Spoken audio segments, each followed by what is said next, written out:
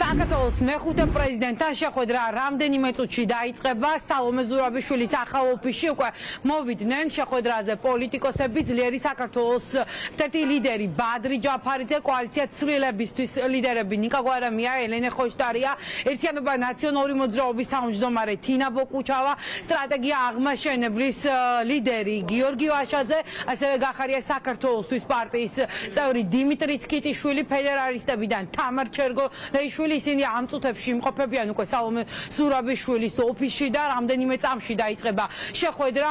როგორც პოლიტიკოსები ჩვენთან საუბრისას აცხადებენ, მიმდინარე პოლიტიკურ თემებთან დაკავშირებით იმსჯელებენ დღევანდელ შეხვედრაზე და თუ როგორ უნდა გამოვიდეს ქვეყანა იმ პოლიტიკური ჩიხიდან, რომელშიც ეხლა არის შესული. რა თქმა უნდა, ძირეულ საკითხებზე თანხმდებიან პოლიტიკოსები, რომ უნდა გაგრძელდეს წნეხი საერთაშორისო პარტნიორების მხრიდან ოლიგარქის რეჟიმზე და უნდა გაგრძელდეს ქვეყნის შიგნით ასევე საპროტესტო აქციები. ისაუბრებენ პოლიტიკური ტყვეების შესახებაც, თუმცა როგორც პოლიტიკოსები აცხადებენ, დამატებით დეტალებთან დაკავშირებით ისინი მედიასთან ვერ ისაუბრებენ შეხვედრის დაწყებამდე. დღევანდელი შეხვედრა მათი შეფასებით და მათი თქმით სალომე ზურაბიშვილის ინიციატივით არის ჩანიშნული და მას შემდეგ რაც დასრულდება ეს შეხვედრა, ბუნებრივია უფრო მეტი დეტალი გახდება მედიისთვის ცნობილი. პრეზიდენტის მოწვევით ვართ ახლა დღეს კონკრეტული საკითხი არ ვიცი, ვერ გეტყვით.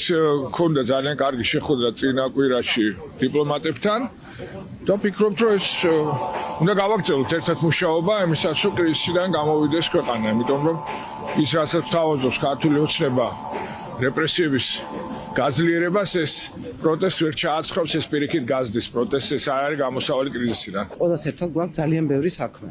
ეს საქმე არის როგორც საგარეო პოლიტიკური და ჩვენ ვიცით, რომ იმართება ევროპარლამენტის სხდომა, ასევე შიგნით გვაქვს ძალიან ბევრი საქმე, საკოორდინაციო საერთო პოზიციების ჩამოყალიბება, პროტესტის მხარდაჭერა, პოლიტპატიმრების მხარდაჭერა და ამ ყველაფერზე ძალიან მიხარია, რომ შეხვედრა იქნება ახლა. ალბათ განხილვის საკითხი იქნება ერთიანი ნაბიჯები იმ გამოწვევების წინაშე, რომლის წინაშეც დგას ქვეყანა და საზოგადოება, მათ შორის კოორდინაცია სავარაუდოდ საერთაშორისო მიმართულებით, იქ სადაც დიდი წარმატება დაიდოს სწორედ ერთიანი მუშაობის შედეგად. გულისხმობ სტრასბურგის გადაწყვეტილებას, რომ დათქმის სახით მოეთხოვა ივანიშვილის რეჟიმს არჩევნების ჩატარება აპრილის თვემდე. ჩემი სათქმელი არის ერთიანობა. მე ვფიქრობ, რომ ახალ ეტაპზე ვართ ეხლა ბრძოლის, როცა რეჟიმი ცდილობს ამ არაადეკვატური ინიციატივებით ძალა აჩვენოს, იმიტომ რომ დღითი დღე სუსტდება და ჩვენ ამას უფრო მეტი ერთიანობა და კონსოლიდაცია უნდა დაუპირისპიროთ. ერთიანი შტაბი, ერთიანი ქმედებები, საგარეო ასპარეზზე ჩვენს ერთიან ნაბიჯებს ძალიან კონკრეტული და კარგი შედეგები აქვს. ასე გვჭირდება ეხლა ქვეყნის შიგნითაც. ვიკრიბებით იმაზე, თუ როგორ უნდა გავაგრძელოთ ჩვენ საქმიანობა, ინდივიდუალურად იქნება თუ რა სფეროებში შეგვიძლია იყოს კოორდინაცია, ასევე ძალიან მნიშვნელოვანია გავაგრძელოთ ის ხაზი, რაც უკავშირდება დელეგიტიმაციას ხელისუფლების, იმის რომ ისინი მართლაც სრულიად იყვნენ იზოლირებულები საერთაშორისო დემოკრატიული საზოგადოებიდან, როგორი იყოს ჩვენი კომუნიკაცია საერთაშორისო პარტნიორებთან. სალომე ზურაბიშვილს ჩვენ განვიხილავთ გამაერთიანებელ ფიგურად საგარეო ფრონტზე სალაპარაკოთ და ბუნებრივია ამ შესაძლებლობას გამოვიყენებ.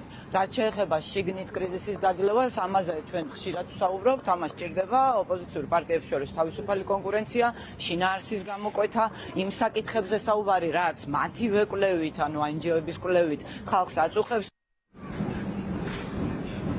დღევანდელ შეხვედრაზე იქნება ეკა ბესელია, სალომე ზურაბიშვილის ადვოკატი. ეკა ბესელიას ვესაუბრეთ მედიის წარმომადგენლები, მან სალომე ზურაბიშვილის როლთან დაკავშირებით ისაუბრა, როგორც ბესელია აცხადებს, ზურაბიშვილს აქვს ახლა იმის უნარი, რომ პროდასავლური ოპოზიცია გააერთიანოს და ერთიანი ფრონტით იბრძოლოს სწორედ ოლიგარქიული რეჟიმის წინააღმდეგ. შესაბამისად, ბესელია მიიჩნევს, რომ ძალიან მნიშვნელოვანია მსგავსი ტიპის სამუშაო შეხვედრები ხშირად ჩატარდეს, რადგან კონკრეტული შედეგი დაიდოს. ეს არის სამუშაო შეხვედრა. პარტიებს ჰქონდათ სურვილი პრეზიდენტთან შეხვედრის და ალბათ ეს თავისთავად ცხადია, რომ ორმხრივი საჭიროება. თავარი არის, რომ მიმდინარე საკითხებთან დაკავშირებით შეჯერდეს ხედვა და ამ ხედვის ირგვლივ და ქმედებების ირგვლივ იყოს კარგი კოორდინაცია. არ არის სავალდებულო, რომ ყველა ესე ვთქვათ ერთი ლექსიკონით საუბრობდეს. რაც შეეხება სალომე ზურაბიშვილის როლს, კი პრეზიდენტს აქვს აქ უდაოდ ყველაზე ძლიერი მაკოორდინირებელი და შემაკავშირებელი როლი, ისევე როგორც მისი ფაქტორი გარეთ ჩვენი ქვეყნის მეგობრებისთვის, რომელიც მას ესაუბრებიან. მაშასე საქართველოს მეხუთე პრეზიდენტთან შეხვედრა უკვე დაწყებულია. პოლიტიკური ლიდერები იმყოფებიან სალომე ზურაბიშვილის ახალ ოფისში. შეხვედრის დასრულების შემდეგ უფრო მეტი დეტალი გახდება მედიისთვის ცნობილი.